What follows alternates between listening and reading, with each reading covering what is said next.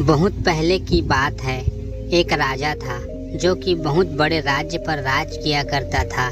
राजा बहुत ही निष्पक्ष और बुद्धिमान था। वह सबका शुभ चिंतक था।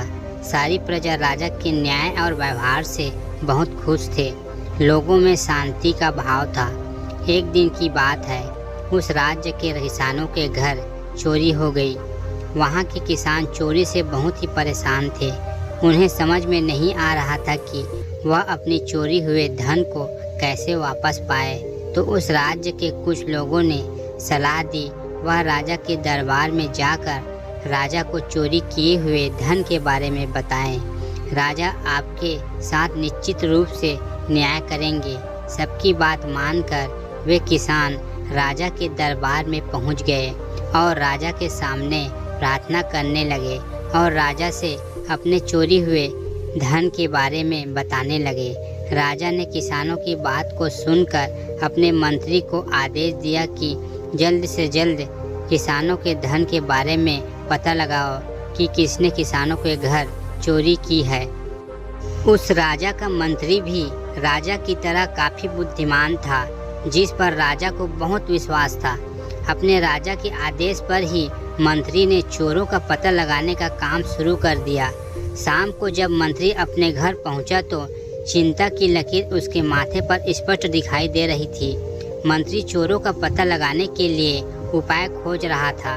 मंत्री की पत्नी ने तुरंत अपने पति की चिंता को जान लिया और चिंता का कारण पूछा तो मंत्री ने सारी बात बताई। मंत्री की पत्नी ने अपनी बुद्धि का परिचय देते हुए कहा कि ये तो बहुत ही आसान है, इसके लिए मैं आपको एक उपाय बताती हूँ।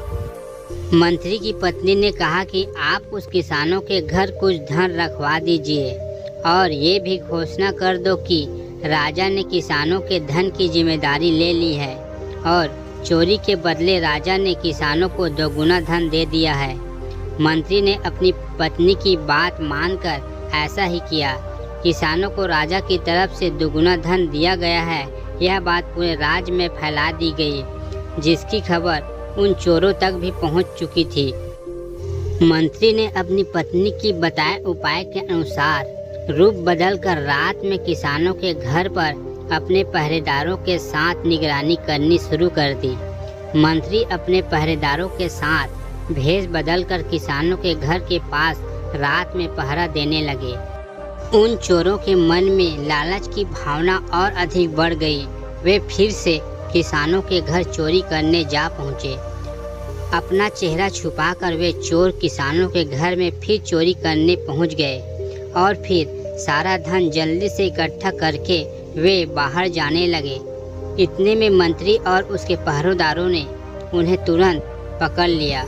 अगले दिन उन्हें राज दरबार में राजा के सामने उपस्थित किया गया तो चोरों ने शर्मिंदगी की वजह से अपनी गलती मान ली और राजा को अपने द्वारा चुराए गए सारे धन के बारे में बता दिया, जिनके बाद किसानों को अपना सारा धन एक बार फिर से मिल गया और राजा ने उन चोरों को कारागार में डालने का आदेश दिया। तो चोर माफ़ी मांगने लगे तो राजा ने बोला कि यदि तुम लोग चोरी करना छोड़ दो तो कारागार में नहीं डाला जाएगा। तो चोरों ने फिर कभी चोरी न करने की प्रतिज्ञा ली। फिर उस चोरों को किसानों के खेत में 1 साल तक काम करने को कहा गया।